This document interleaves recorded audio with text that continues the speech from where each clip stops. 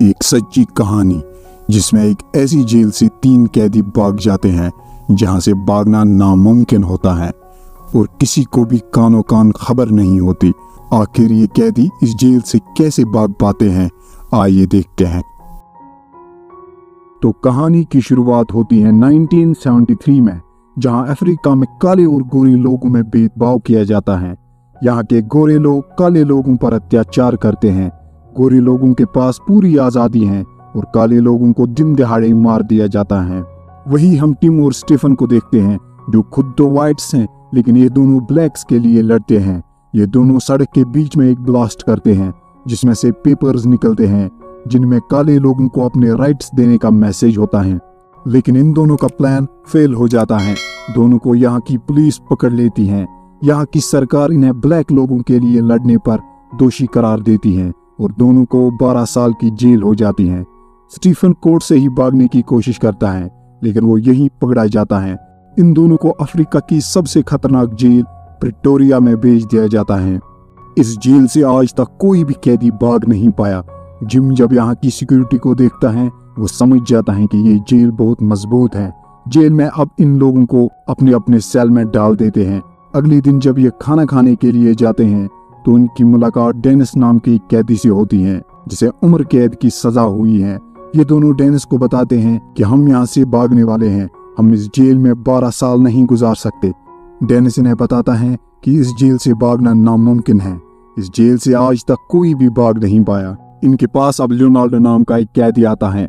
ये इन्हें कहता है, अगर तुम जेल से भागने का सोच रही हो तो मैं भी तुम्हारे साथ हूँ, क्योंकि मैं भी इस जेल से भागना चाहता हूँ। इन लोगों को यहाँ आए हुए 1 महीना हो चुका है। टिम हर रोज यहाँ से भागने के बारे में सोचता रहता है। एक रात वो अपने सेल के लॉक को देखता है और उसे एक आइडिया आता है कि अगर हम लकड़ी की चाबी बना ले तो हम अपने सेल का लॉक खोल सकते हैं। टिम ये प्लान स्टीफन और लियोनार्डो को बताता है और वो दोनों भी मान जाते हैं।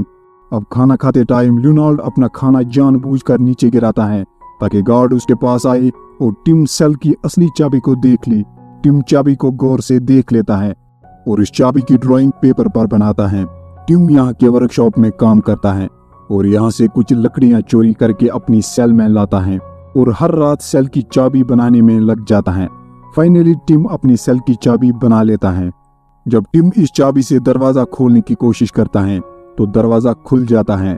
टिम ये देखकर बहुत खुश हो जाता है, लेकिन अब टिम के सामने एक और दरवाजा है जिसका लॉक बाहर की तरफ है और इसे अंदर से खोलना नामुमकिन है। टिम इस दरवाजे के लिए एक और चाबी बना लेता है और एक दिन जब सब सफाई कर रहे होते हैं टिम चाबी को ट्राई करता है। लियोनार्डो तब तक दरवाजे पर पहरा देता है। टिम जब चाबी लॉक में डालता है तो इसका लॉक भी खुल जाता है, लेकिन बदकिस्मती से चाबी लॉक में ही टूट जाती है। टिम बहुत घबरा जाता है। वो किसी तरह चाबी के टुकड़ों को लॉक से बाहर निकाल लेता है। अब इनके पास सबसे बड़ी मुश्किल है इस दरवाजे को अंदर से खोलना। स्टीफन को एक आइडिया आता है कि अगर हम झाड़ू की स्टिक से चाबी को जोड़ दे और खिड़की से उसे घुमा दे तो हम अंदर रहकर ही दरवाजे को खोल सकते हैं। टिम अब इस चाबी को झाड़ू से जोड़ देता है और एक रात इस दरवाजे को खोलने की कोशिश करता है और वो इस दरवाजे को खोलने में कामयाब हो जाता है, लेकिन चाबी निकालते वक्त चाबी झाड़ू से नीचे गिर जाती है। टिम ये देखकर बहुत घबरा जाता है। वो एक चिंगम को इस झाड़ू पे लगाता है और उसकी मदद से चाबी को वापस हासिल कर लेता है। अगले दिन टिम ये सब स्टीफन और लियोनार्डो को बताता है और वो दोनों भी ये सुनकर खुश हो जाते हैं।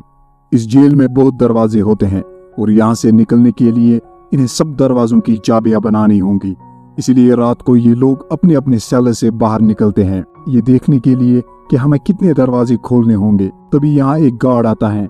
ये लोग जल्दी से एक स्टोर रूम के अंदर छुप जाते हैं और गार्ड के आगे जाते ही अगले दरवाजे को खोलने लगते हैं। ये लोग इस दरवाजे को भी खोल लेते हैं और वापस अपने सेल्स में जाते हैं। टिम इन चाबियों को एक कप में रखता है। सुबह जेलर यहाँ सब कैदियों के कमरों की तलाशी लेता है। जब जेलर टिम के कमरे की तलाशी करता है तो वो कप नीचे गिर जाता है जिसमें चाबियां होती हैं। जेलर को समझ नहीं आता ये क्या है, क्योंकि टिम ने चाबियों को छोटे छोटे हिस्सों में अलग करके रखा है। जेलर टिम से इनके बारे में पूछता है। टिम उसे बताता है कि ये फोटो को रखने के लिए है। यहाँ कुछ न मिलने पर जेलर यहाँ से चला जाता है। ये तीनों अब हर रात अपनी सेल से बाहर निकलते हैं। और एक एक करके सारे दरवाजों की चाबियां तैयार कर लेते हैं। ये लोग अब बाकी कैदियों को भी अपने साथ भागने को बोलते हैं, लेकिन इनके अलावा कोई भी यहाँ से भागना नहीं चाहता। टिम, स्टीफन और लियोनार्ड अब फाइनली यहाँ से भागने का फैसला करते हैं और एक रात जब सब सो जाते हैं, ये तीनों अपने सेल से बाहर आते हैं और एक एक करके हर दरवाजा पार कर लेते हैं। अब इनके सामने जेल का आखिरी दरवाजा होता है। टिम सारी चाबियों से इस दरवाजे को खोलने की कोशिश करता है, लेकिन ये दरवाजा किसी भी चाबी से नहीं खुलता। ये देखकर तीनों बहुत निराश हो जाते हैं। टिम कहता है कि हम आज नहीं भाग सकते, हमें पहले इस ताले की चाबी बनानी होगी। लेकिन लियोनार्ड वापस नहीं जाना चाहता। वो स्क्रू ड्राइवर से दरवाजे को तोड़ने लगता है क्योंकि ये दरवाजा लकड़ी का बना हुआ है। टिम उसे रोकने की कोशिश करता है, लेकिन लियोनार्ड नहीं रुकता और थोड़ी देर दरवाजे पर मारने से दरवाजे का लॉक दिखने लगता है और आखिरी दरवाजा भी खुल जाता है। ये तीनों अपने कपड़े चेंज करते हैं और दरवाजे से बाहर निकलते हैं, लेकिन आगे एक स्नाइपर होता है। ये तीनों उससे बचकर जेल के गेट से बाहर निकलते हैं और एक टैक्सी में यहाँ से चले जाते हैं। जेल से भागने की खुशी में इन तीनों की आंखों में आंसू आ जाते हैं। यहाँ जेल में जब गार्ड सेल्स खोलता है तो वो ये देखकर चौंक जाता है कि टिम, स्टीफन और लियोनार्ड उस जेल से भाग गए हैं जहाँ से आज तक कोई भी भाग नहीं सका। ये तीनों इसके बाद लंदन जाते हैं और वहां से ही अपनी इस जंग को लड़ते हैं और फाइनली 1992 में इस काले गोरे भेदभाव को खत्म कर देते हैं और यहीं पर कहानी खत्म हो जाती है।